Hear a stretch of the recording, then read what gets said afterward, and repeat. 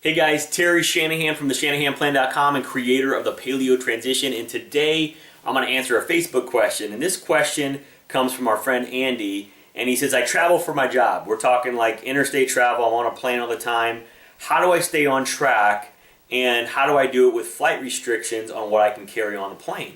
I try to find paleo-friendly places, but there are times when my company brings in meals for us, and I'm talking like the worst stuff for breakfast and lunch, which are things like burritos, pastries, pizza, sandwiches, things like that.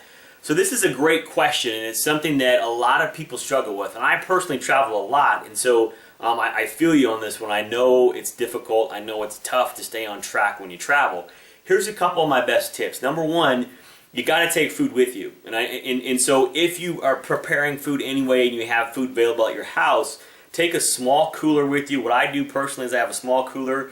It fits about 2 Tupperwares. I put whatever I have available in that, so I have, at least 2 meals with me when I travel. You can take food on a plane. You can take it through security. You can't take liquid, but you can take food. I've had longer flights where I take even a bigger cooler as my carry-on bag. That can be tough as far as where to put it if it doesn't fit in the overhead bin and things like that. But taking food with you is the best option.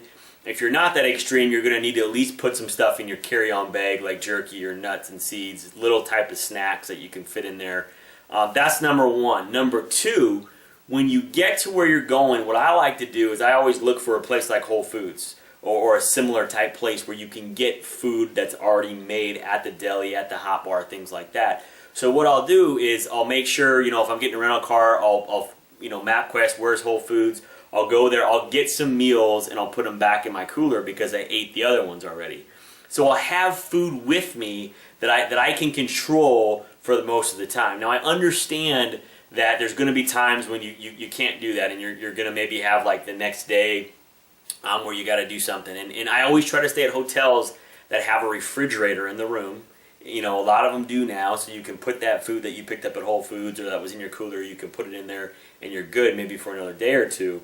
But you're going to have to eat out. It's just part of the deal. And when you eat out, you want to try to look for a Mediterranean, a Greek, or American steakhouse. Those are usually the 3 easiest places to get vegetables and meat. You could also look for like a higher end Mexican restaurant. You can get chicken fajitas without the shell. You can get meat and vegetables and guacamole, and you can be okay. So there's not always an ideal thing when you travel, but you got to plan ahead. Try to get a room with a refrigerator, and then if you're eating out, make the best choices you can. And if your company's bringing in food, you're going to have to make the best decision you can within that food. But hopefully you have stuff that you got at Whole Foods or you had on you that you can eat for that meal. So I know traveling's tough, but hang in there. Just plan ahead. That's the biggest thing you have to do is plan ahead. And if you haven't done so already, get over to startpaleonow.com and sign up for my free gift. It's also going to come with a bunch of great tips and videos and recipes and things that are going to help you reach your goals. Thanks for checking out this video, and make sure you also comment below if you have any questions. I'd be happy to answer them.